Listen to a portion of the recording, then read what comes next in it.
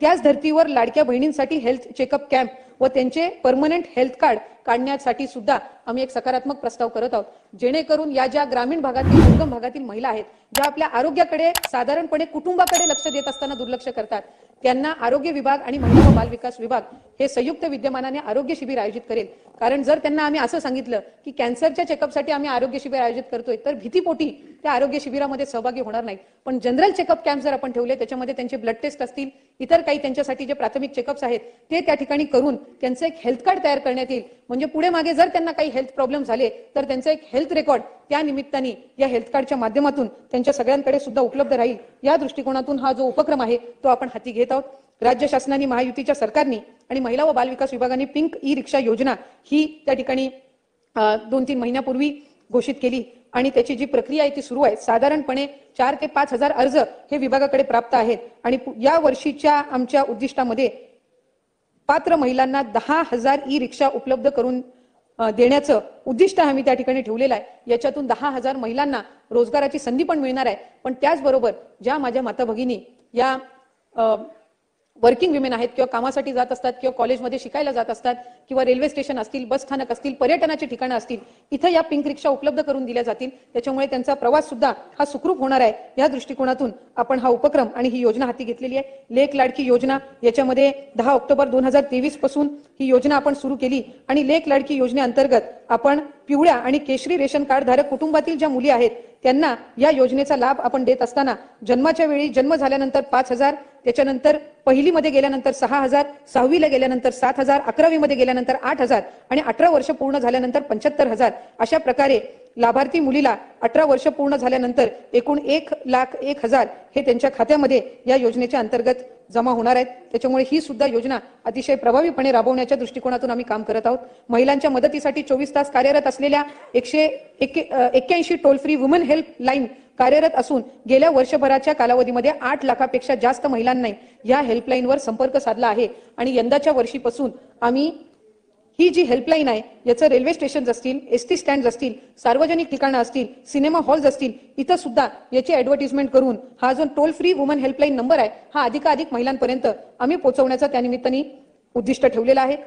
सार्वजनिक बांधकाम विभागाकडे आम्ही एक विनंती केलेली होती की साधारणपणे सार्वजनिक बांधकाम विभागाच्या अंतर्गत ज्या काही इमारती आणि जे रस्ते मोठमोठे बांधले जातात त्याच्यामध्ये प्रत्येक 25 ते 50 किलोमीटरमध्ये महिलांसाठी शौचालय असावं अशा पद्धतीचा प्रस्ताव आम्ही सार्वजनिक बांधकाम विभागाकडे ठेवला आणि त्याला सकारात्मक प्रतिसाद देऊन तो सार्वजनिक बांधकामकडून तो निर्णय त्या ठिकाणी घेण्यात आलेला आहे।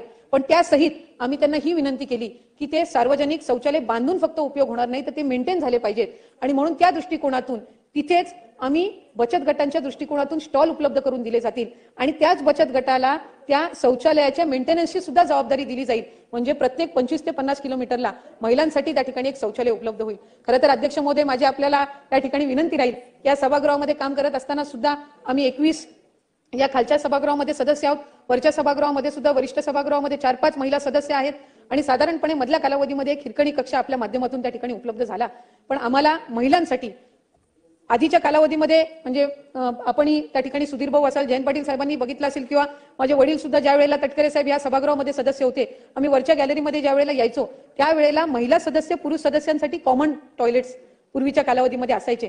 आता महिलांसाठी एक स्वतंत्र सदस्य म्हणून रेस्टरूम आहेत, पण ह्या परिसरामध्ये त्याची वाढ होण्याची निश्चितपणाने गरज आहे आणि माझ्या सर्व महिला सदस्यांच्या वतीने आम्हाला त्या ठिकाणी विनंती करायची आहे की एक महिलांसाठी सुद्धा एक स्वतंत्र कक्ष आणि रेस्टरूम्स त्या निमित्ताने आम्हाला उपलब्ध व्हाव्या अशीच माझी अध्यक्ष महोदय आपल्याला त्या निमित्ताने विनंती राहील। आपण जागा जर याच इमारतीमध्ये उपलब्ध करून दिलीत तर ही गैरसोय जी आहे ती त्या ठिकाणी नक्कीच दूर होणार आहे। तुमच्या मागणीची मी नोंद घेतली आहे, परंतु आज तुम्हाला उत्तर द्यायचंय। मी ही आमच्या सगळ्यांच्या वतीने विनंती केली, कारण विभागाच्या अधिकारात जे आहे किंवा सरकारच्या अधिकारात जे आहे ते निश्चितपणाने या ठिकाणी आम्ही करण्याचा प्रयत्न करत आहोत, पण जे आपल्या अधिकारात आहेत ते आहेत। त्याच्यामुळे करायची आपण एखाद दुसरा मंत्री दालन कमी करून ते करू।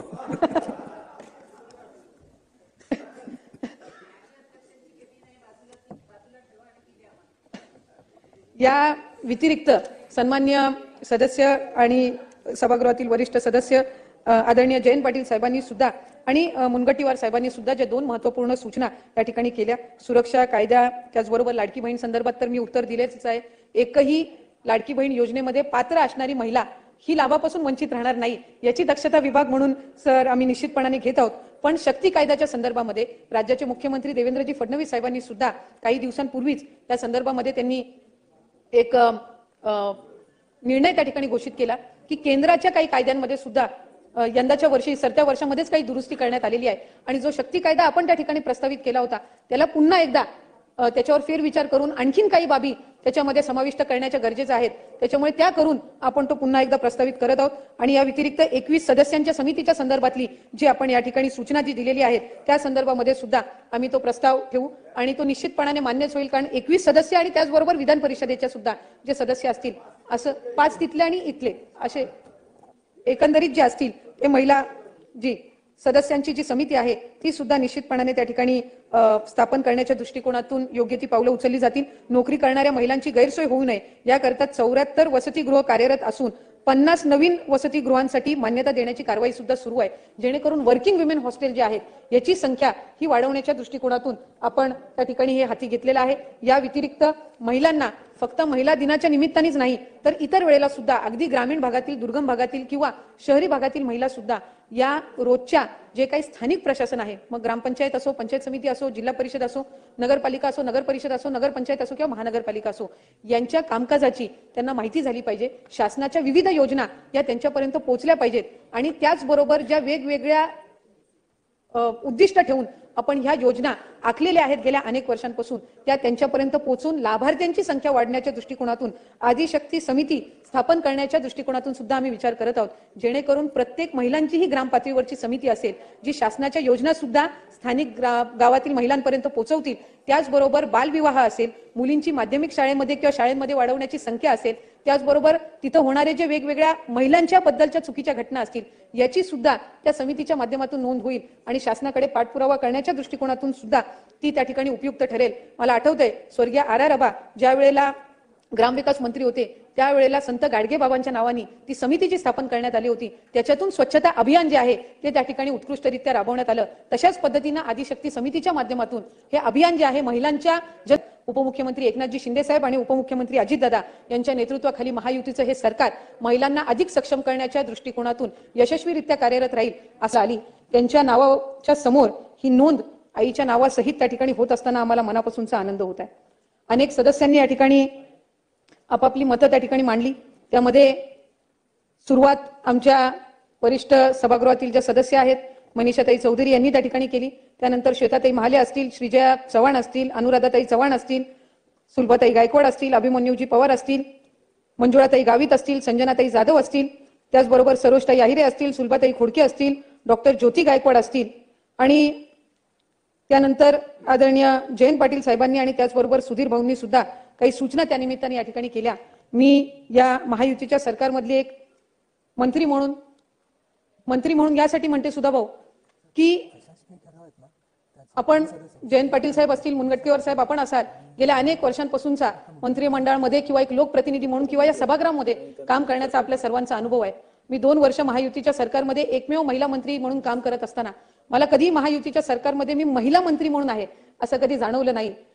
सर्वात महत्त्वाकांक्षी योजना मुख्यमंत्री माझी लाडकी बहीण योजना ज्या वेळेला आपण राबवली त्यावेळेला खरं तर सरकारकडे पर्याय होता की वेगवेगळ्या विविध खात्यांच्या माध्यमातून ती राबवता आली असती. पण आज एक महिला मंत्री म्हणून किंवा तरुण मंत्री म्हणून महायुतीच्या सरकारमध्ये सन्माननीय मुख्यमंत्री देवेंद्रजी फडणवीस साहेब असतील, उपमुख्यमंत्री एकनाथजी शिंदे साहेब असतील, उपमुख्यमंत्री अजितदादा असतील, त्यावेळेला आपणही त्या ठिकाणी एक वरिष्ठ मंत्री म्हणून मला मार्गदर्शन करण्यासाठी होतात. इतरही मंत्रिमंडळातील सहकारी होते. कधीही असं भासवून दिलं नाही की ही तरुण किंवा एक महिला मंत्री आहे म्हणून 2.5 कोटीपेक्षा जास्त लाभार्थी असणारी ही योजना हिच्याकडून राबवली जाईल का नाही अशी शंका कधी मनामध्ये आली नाही. आणि म्हणूनच तो आत्मविश्वास किंवा खऱ्या अर्थानं महिला म्हणून एक लोकप्रतिनिधी म्हणून सक्षमपणे आपण काम करू शकतो हा एक विश्वास त्या निमित्ताने जाणवला. आणि म्हणूनच मी महायुतीच्या सरकारचे सुद्धा या निमित्ताने मनापासूनचे आभार मानेन आणि त्यांचे अभिनंदन करीन. मुख्यमंत्री माझी लाडकी बहीण ही योजना राबवत असताना सर्वप्रथम तर अनेक आव्हानं होती. कारण महाराष्ट्र राज्य हे देशामधलं एक पहिल्या 5 मोठ्या राज्यांपैकी एक आहे.